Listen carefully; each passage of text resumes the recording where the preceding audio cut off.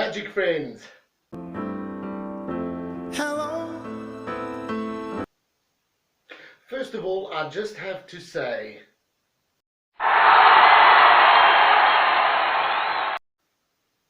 but seriously, thank you guys so much. I'll keep on trying to give you interesting magical content. Speaking of which, the trick I'm about to show you is called The Signed Card by Brother John Hammond. Very good effect, sort of like a transposition effect with a signed spectator's card.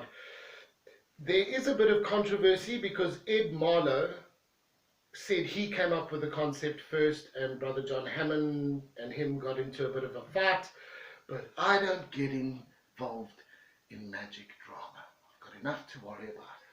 So, I will show you Brother John Hammond doing his version of the signed card, which is quite close to mine. Mine has one discrepancy, it's a handling change. You might like to use his handling. It's completely up to you. I'll let you know where it is in the routine, but I must say that when Brother John Hammond does it, it's in French.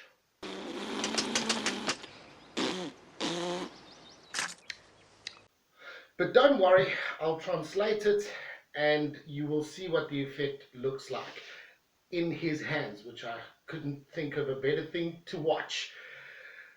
I must tell you though, I don't use a straightforward patter when I do this routine. I use a Cluedo patter. If anyone's ever played Cluedo, instead of saying the mystery card, I say that that card's the identity of the murderer. And instead of saying it's the aces, I say it's the suspects, the 4 suspects. And you can, if you've ever played Cluedo, you'll understand what I'm talking about. But without any further ado, here is the trick, here's the effect. All right, for this trick, we are going to put the mystery card over there. Next, we need 1, 2, 3, 4 cards, and not just any 4 cards, but it's the 4 aces. Tell me when to stop. There, that will be your card, and we will get you to sign it. Frenchy French, Frenchy French green. And that is the signed card. Now, if we take your card with the dry signature on, and we add it to the aces, that will therefore make it 1, 2, 3, 4, and the 5th card is yours. However, if I snap my fingers, there are only 4 cards left. One of them has vanished. It's not this one that's vanished. It's not this one that's vanished. This one hasn't vanished. And this one hasn't vanished, which is quite interesting considering we just saw a card in there. Now, I'll use the red aces to pick up the mystery card because I don't want to touch it. And I will show you that the mystery card is actually the card you signed. Isn't that just so cool? So I'm going to go into the tutorial. It's a bit more complicated than you guys are used to, but I feel that my subscribers are good enough to be able to do it. So here we go. Here's the tutorial. Alright, the setup for this trick is really straightforward, but it is important. Hearts, diamonds, clubs, spades. Then you take an odd card, it doesn't matter what card it is, and you put it between the 2 black aces on the bottom. So it goes hearts, diamonds, clubs, odd cards, spades. And that will come in important when you start the trick. Right, now the first thing you do is you take the top card, which is the ace of hearts, but they don't know this, and you put it down and you say, that's the mystery card. We won't touch it until the end of the trick. Then what you do is you do a BIDDLE steal. And I'll show you how to do it. You take half the deck. It just makes it easier for you to do the count. You say we're going to use 4 cards. You go 1, 2. The third one you leave a break, which is actually the odd card we had earlier. Then when you count the 4th card, you steal the 3rd card as you count the 4th card. So we've got the break and we say 4. Okay? And that is as simple as that. Now we'll only have 3 cards in our hand, which they don't know. They think we have 4. You turn it over lengthways like this and you cover the pip. It's very important because you're going to count the diamond twice. Then you do an Elmsley count. 1, 2, 3, 4. And you put the cards down like that, square, so they don't see that there are actually 4 cards there. 3 cards there, I mean. Next thing you do is you get them to select a card. It can be literally any card. They can even name a card. It doesn't matter. We'll use the 9 of hearts as this example. What you do is you get them to sign it and you say, okay, the 4 aces plus your card. You put the aces on top of the spectator selection.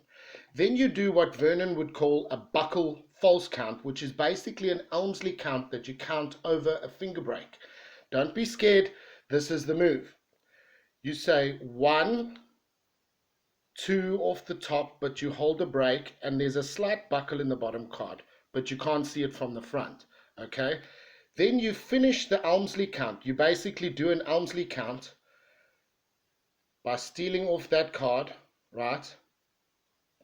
You see 3, 4, 5. Let's go through it again one more time. You say 1, 2, there's a break. You go above the break and you finish an Elmsley count. 3, 4, 5. One more time. 1, 2, go above the break. 3, 4, 5. And that is the way it works. One more time. 1, 2 with the break. You go above the break.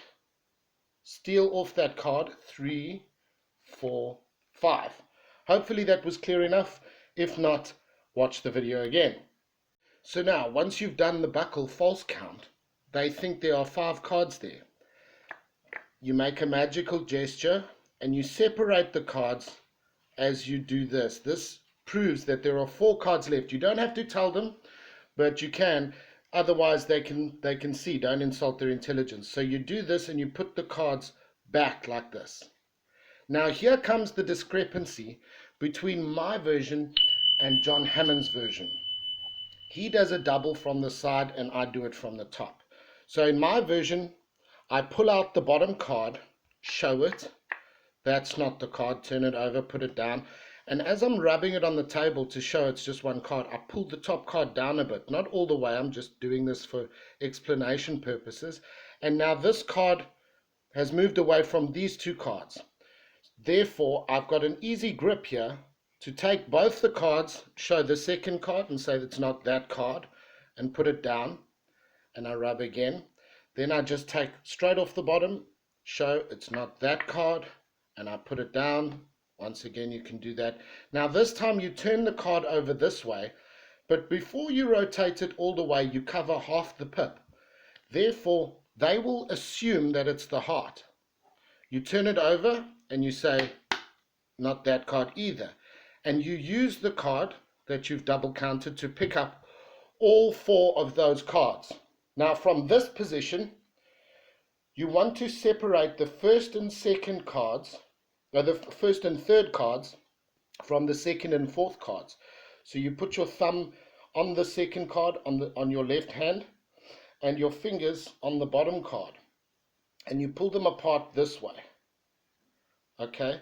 Square up these 2 cards on your left hand. You don't want to flash the fact that you've still got their selection. They think it's only the 4 aces. And that's when you turn over your cards and you say, listen, I'll leave the 2 black aces there and I'll use the red aces to pick up the mystery card. Okay? And what you do is you open your hand, the bottom card on the bottom and this card goes on top as you pick them up and square them. Then you rotate the bottom card. You pull off the bottom card, turn it face up and put it on top. Then you pull off the bottom card again, turn it face up and you put it on the bottom. And now you've effected a switch where you get to display that their card, the mystery card, has been there the entire time. Wonderful routine. Excellent.